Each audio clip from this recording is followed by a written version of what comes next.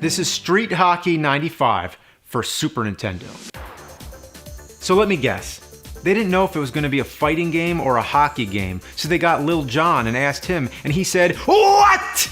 So they went with a font and color scheme to imitate Street Fighter and asked him to do an impossible levitating kick, and then he said, "Okay!" But okay wasn't good enough, so they added hockey elements, and then he said, "Yeah!"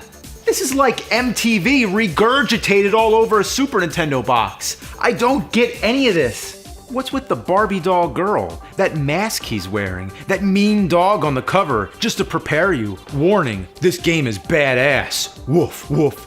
There's nothing correct about any of the sizes. Is the girl small? Is the alley enormous? Is the man giant? Is that his shadow? Why doesn't the girl have a shadow? Why was she pasted in last minute? And for a game about hockey, there's very little hockey equipment on the cover. That stick he's holding is awkwardly turned, so it might as well be a canoe paddle. I like the way he's pointing at you as if saying, yeah, you want to play this. You know you do.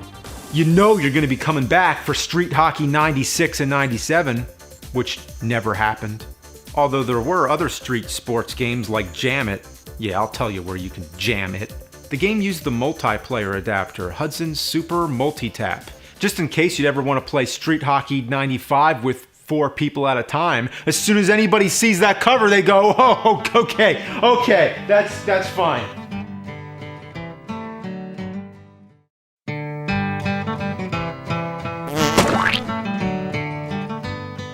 Irritating stick for PlayStation.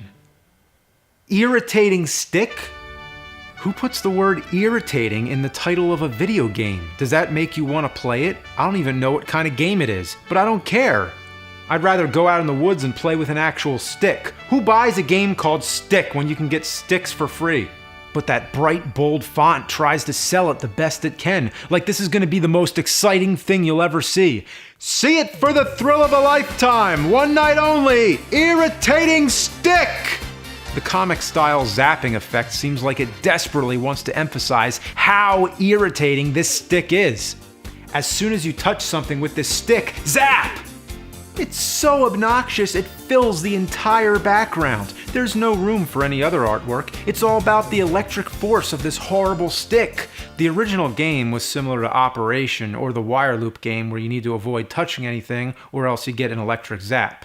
But the word irritating doesn't describe it too well. It's just a bad choice of word, kind of like when Nintendo had a console called Revolution and they changed the name to Wii.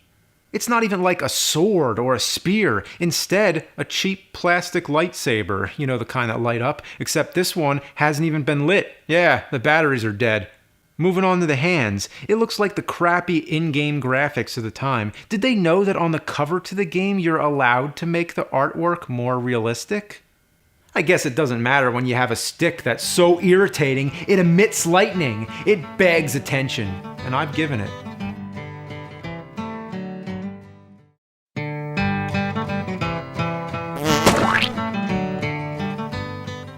Crack out for NES.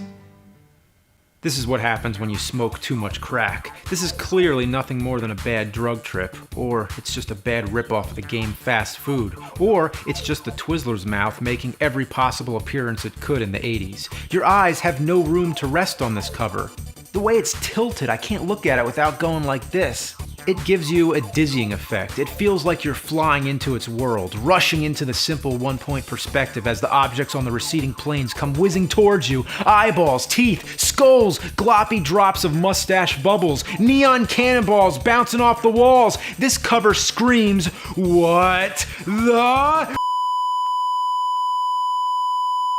damn! Help me out here! What's going on? This cover is so intense!"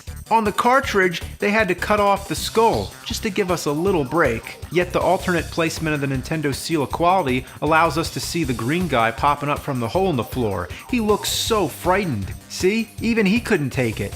Where in the universe or multiverse would a place like this ever occur? Well, if you don't dismiss all possibilities, then just for the sake of existence, whoa! A brick tunnel full of baby blocks flying out from the far reaches of space. It has no beginning and no end. An infinite, zooming chaos. But if you look far into the background, that tiny white space, is that a wall? Are we going to smack into it like a bird hitting a plane? Or is that an open doorway, the light at the end of the tunnel, a white purgatory? Could you imagine going from one extreme to the next? First, it's overstimulation, and then complete sensory deprivation. This artwork is a metaphor for life. It's crazy, but then one day, it's all gone.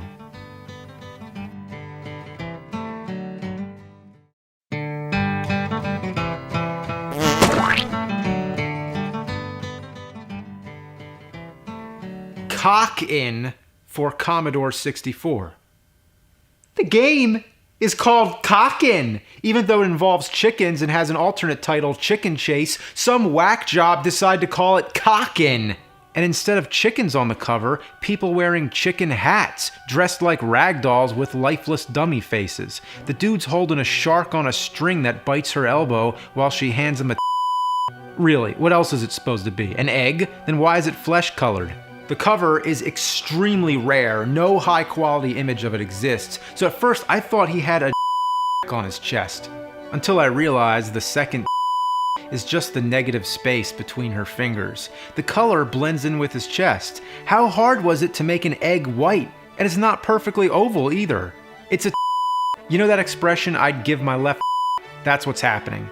In the actual game, you're a rooster chasing hens around to mate with them. Chase the chickens. What are you, Rocky? The intricate folds makes the woman's shirt seem realistic, but the body is so lifeless. It's as if they put a real shirt on a mannequin body. She has no collarbones and a long neck. Yeah, but what about the How could you talk about something else? It's right in the middle. The whole composition draws your attention to it. In between the man's fist, the triangle shape she's making with her arms, the heads both leaning to the side, and right in the center, look at the gonad, the shark, the heads, the gonad. Now find out how they all relate, because your guess is as good as mine.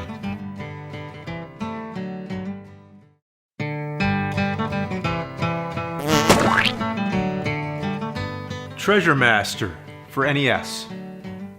This is a surreal stream of consciousness that represents sensory overload to the video game-brained kid of the 80s. This is his fantasy. Everything awesome and rad that ever existed all comes to the party. There's covers where the artist didn't have enough time, but I think this is one instance where the artist might have had too much time. We gotta sell the game. What do? Sharks are popular, but put a shark on there. How about submarines and spaceships? Yeah, that's good. What about robots? Gotta have a robot and a spider on a circuit board. Yeah, do that. Pyramids, mushrooms, bubbles, a Transformers grid pattern, space. What about treasures? Just have a kid with sunglasses and zebra patches, giving thumbs up, smiling at the consumer, saying, yeah, you like all this. The kid is just as happy as the artist. Nobody's ever made such an amazing box art. It's win all the way around. It depicts narcissism. The kid is looking at you like, yo, I'm so cool. He is the treasure master. Or perhaps he's calling out to you in desperation, trapped in some kind of floating rectangle, sort of like the General Zod prison thing from Superman 2. The game was created for a contest by MTV in which gamers would put in a code, they'd complete the game, and then they'd get a number to call in and win prizes. Which makes sense because this looks like something MTV barfed up. You know, Castlevania 3 also had a contest. Win a trip to Dracula's castle. Yes, Dracula's real castle. I bet that's where the kid who won the Treasure Master grand prize ended up, in Dracula's dungeon being tortured for all eternity.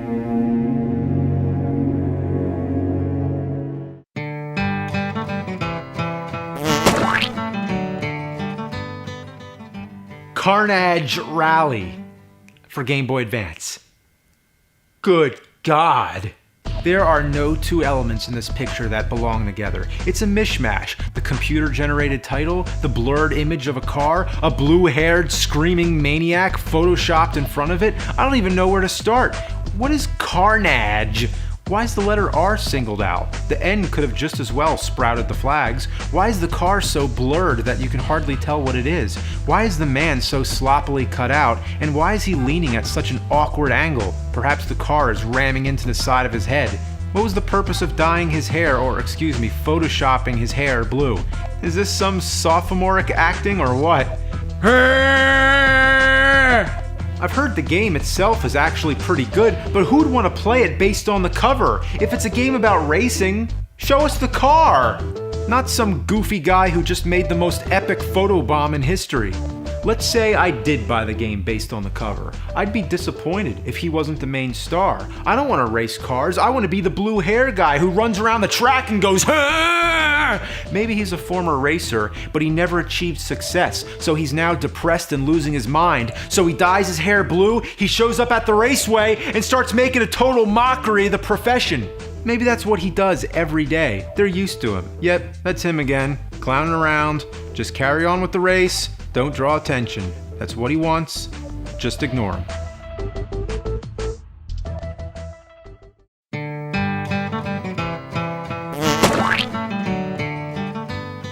Hellfighter for NES. Is that a title or what? Hellfighter. I like the way the title's zooming into the foreground, glistening like shiny steel. That's the way you do it. Without much else to look at besides a plain blue background, let's get straight to the point. It's simply a naked man holding a skull.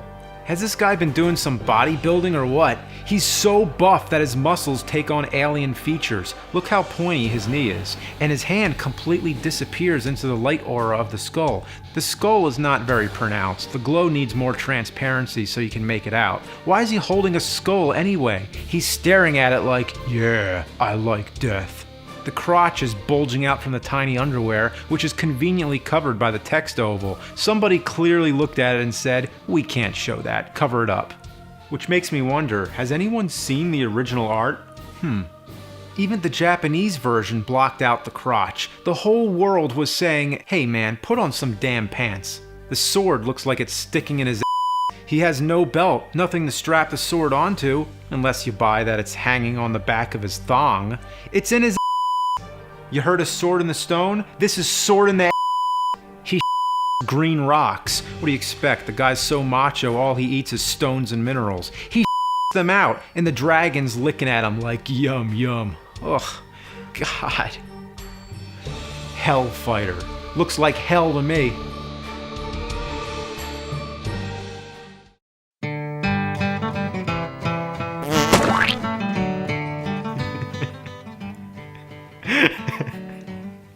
Scrapyard dog for the Atari 7800.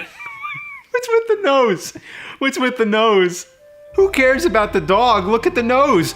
What was the point? Everything else is pretty sound, but some wacky artist decided to give him a huge nose, just for the hell of it. He is the star. Never mind that it's called Scrapyard Dog. Maybe he's the dog. The idea of faces inside of circles is pretty funny when you think about it. Like here's the circle and then somebody's meant to pop their head up into it. We were only meant to see the dog. He was supposed to lift his pet dog up in there, but he came up too at the last minute. And that's the image. And there's nothing we can do about it. Maybe it's meant to be a freak show. The circus colors support that. I like how the dog is sort of looking at the nose like the dog isn't sure about it. And the man isn't really looking at the dog. His eye line is going off somewhere else like he's talking to somebody. I can't be in the picture. Or he's talking to the dog, you know, keeping it comfortable for the picture. Hey, Peabody, that's a good boy. People say that pets sometimes look like their owners. Well, if the dog had his nose or he had the dog's ears, it would be pretty crazy. This is junk. What do you expect with a game called Scrapyard Dog?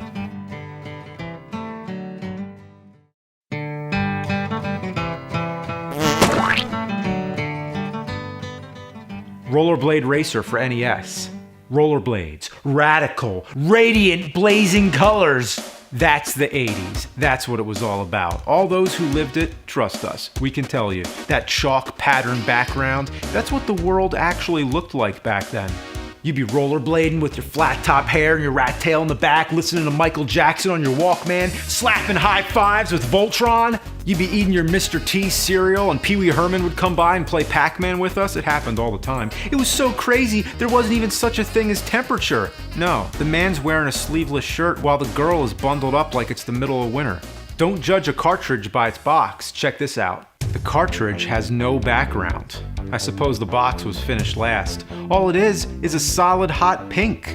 Let me tell you, in the 80s, that color was the most bodacious thing. You wanted hot pink. Seriously, our eyes were attracted to how bright it was. Look at it, the way it burns into your retina. That's awesome. Give me more. Nowadays, most people seem to associate pink with feminine, but back then it had nothing to do with that. It didn't matter if you were boy or girl. Hot pink, damn it! It's so vibrant that it's actually bleeding into the graphics. The labels on cartridges can fade a little, so imagine how pink it was when the game was new. It was so pink it was made to last the ages. The contrast on the people is boosted so much that they blend together. At first glance, it looks like both bodies have merged into an 8-legged creature. 8 legs? 8 decades? The 80s! This game is the living embodiment of the 80s! Well, the game came out in '93. Well, everything I just said. Here's a hot pink screen for you to look at. Yeah, you like that. Yeah, stare at it long enough, you'll grow a mullet.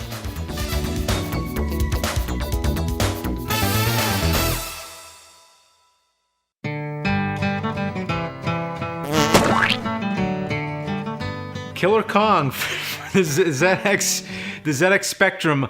In America, we would say letter ZX. But Killer Kong, I can't look at it. How could you look at that grinning gorilla without losing your shit? The mystery of the Mona Lisa's subtle smile is nothing compared to this. What is this gorilla smiling about? Like he or she, probably she because of the breasts, knows something that you don't. But this is Killer Kong, so maybe this mother is thinking about killing you. The way it meets your stare is unsettling. It feels as if it is actually looking at you, and the moment you look away, it's gonna lunge out of the cover and show you exactly what it means by Killer Kong. It kinda looks like one of those public domain VHS tapes, or like somebody was trying to release King Kong on VHS, but they didn't have the proper rights, so they had to make this half cover. Notice how the edges of the gorilla are so rough, so it's almost being swallowed by the background. It burns into your eyes and invokes visions of cotton candy bubblegum dreams, but it's all a trick. This game is very rare, so it's hard to get a good image of it. I wish I could tell what that round thing is on the eye. It looks sorta like a monocle. This is a high, fashionable gorilla who likes to examine things up close, particularly your innards. The game itself is a clone of Donkey Kong, and there were many Donkey Kong copycats floating around at the time. That's what happens. Somebody makes a successful game, and then others copy. Monkey see, monkey do. You see the monkey, and the monkey see you.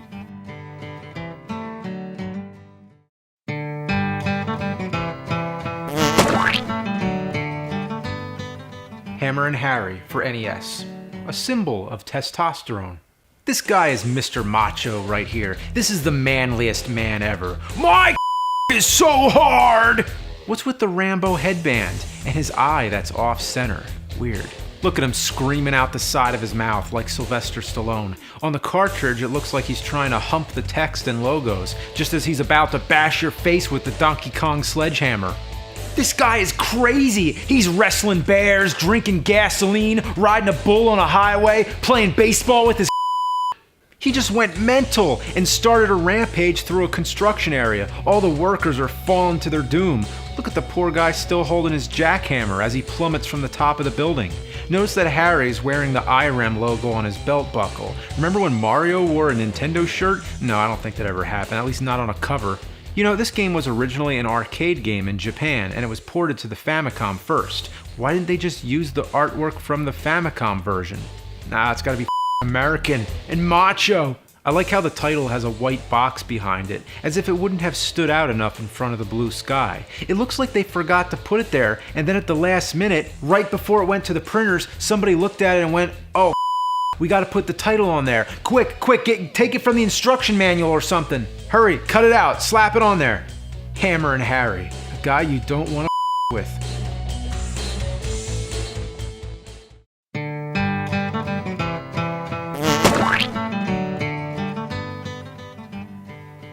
Super Duper Sumos for Game Boy Advance. From Midway, the same company that brought you Mortal Kombat, now brings you 3 sumo wrestlers smashing their fat together. Dude, it's a cover for a game endorsed by Nintendo that advertises itself with being smashed together. It's Butt Bash 3000. They're all smiling. They like it. You can hardly see the third sumo wrestler in the background, and I know this is because it was from a TV show that had to include all three characters, but they couldn't figure out a way to make it so you can see all three of them. It throws off the symmetrical layout, and the shadows on the ground contradicts the absence of a light source on their cartoon-style bodies. Yeah, but who cares? They're bashing their butts together, ramming their rear ends, clashing their cabooses. Or maybe not. I first assumed that the action graphic in the middle was meant to represent the impact of their heinies hitting, but maybe they're actually pressing their together, just holding them there, and then farting simultaneously, blowing farts up each other's creating an explosion. The combined farts of three giant hamster-shaped men creates a blast more powerful than a nuclear bomb. It's so powerful that it sent them into an alternate dimension. You see the city in the background? Just barely, right? That's because their reality is fading away as they enter the next dimension. This is science here. This is time travel. When Doc Brown needed plutonium, that's because he didn't want to have to get the gas from three sumo wrestlers doing butt slams.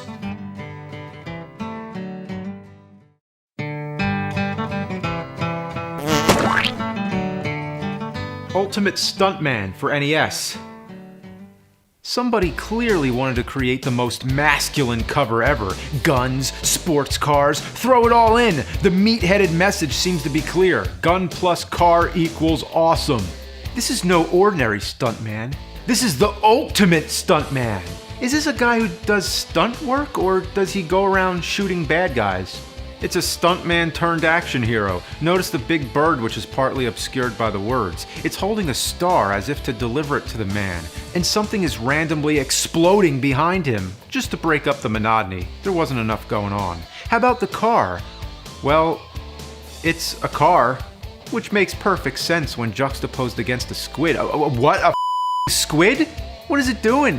Halfway hidden near the man's crotch. He's so macho, he's holding up the squid with his I can't look at it all at once. It's hitting my brain too hard. Let's view it just a bit at a time. Okay, ultimate stuntman, bird, action guy. I get it. I'm with it still. Okay. That's where I draw the line. If awesome overload was the whole point, then where's the hot chick? Where's the sunglasses, the dinosaurs, the robots? I don't think they got enough stuff on here. Look at all the wasted space. This is one of those unlicensed games. It's one of those gold cartridges. The squid gets mostly cut off. If you had the cartridge without the box, you'd be wondering what the hell that is. On the back it says do not drop, do not get wet, do not leave in direct sunlight. Can you feed it after midnight? Then there's that weird switch. What does that do? Position B. Only use this position if the game does not work with position A. Yeah, that makes a lot of sense.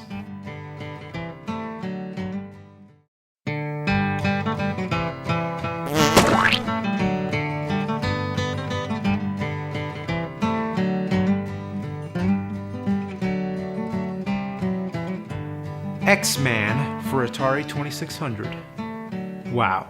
I don't know what part of this picture is demanding the most attention. The woman who's in the process of stripping down to her bare body, or all the crazy going on over there. The woman is depicted in a realistic way. Lots of detail has gone into the shape of her body, the lighting, and the tones of her skin. Sure, her nose is a little flat, but the guy on the right is a full-blown caricature style. He has no neck, exaggerated teeth and eyes. Those two different styles are so distant from one another that I don't even think the same artist created them both. Or it's meant to portray the separation between the glamorous supermodel and the geeky, insecure guy. But let's not skip over the title, X-Man. X-Man? To quote a line from Enter the Dragon, you come right out of a comic book. A Marvel comic book published on September 10th, 1963 by Stan Lee and Jack Kirby. You know, X-Men? Not just the name, the logo itself. It may not be identical, but it comes pretty damn close. Well, X-Men didn't turn the M into a crotch. They missed out on that. What does X-Man mean anyway? It's on the dude's shirt too, or half of a shirt, whatever he's wearing. I suppose because it's a pornographic game, one I missed in my Atari porn episode, that the X means like triple X, man. I don't know. What about the fact that he's grabbing his crotch? When I see a man grabbing his crotch next to a pair of runaway scissors, that can't be good. Or what about crabs? Oh, no, I'm not going to explain that one. Or the Twizzler mouth making yet another appearance. What's up with that? All these things are after his crotch. He's trying to protect his crotch from the risks involved in paying this hooker as he runs through the never-ending maze of sexual frustration. But he's smiling. There's some kind of joy to it. And that's when I noticed, with the position of his hands, you should be able to see both hands, but you only see one. That must mean that his right hand is going through the opening of his underwear. He's That's what I call a video game cover. Pretty good video for Christmas Day, huh? I give you X-Man for Xmas, triple Xmas. A woman getting ready to show her a guy with his hand down his crotch. It's filthy, but you wouldn't want it any other way, would you? Merry Christmas, you filthy animals.